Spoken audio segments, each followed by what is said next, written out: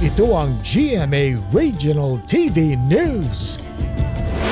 Mainit na balita mula naman po sa Luzon, hatid ng GMA Regional TV.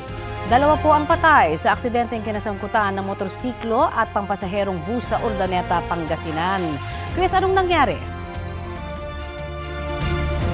Oni, sumalpok ang motorsiklo sa kasalubong na pampasaherong bus.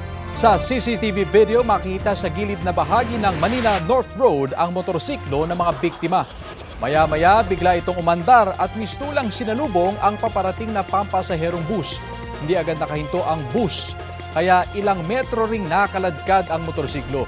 Parehong dead on the spot ang rider at angkas na sinasabing galing daw sa inuman. Walang nasaktan sa mga sakay ng bus. Sumuko sa mga otoridad ang driver ng bus pero pinalaya rin kalaunan. Wala siyang pahayag. Tumanggi magbigay ng pahayag ang mga kaanak ng mga namatay habang patuloy ang pag-uusap ng magkabilang panig.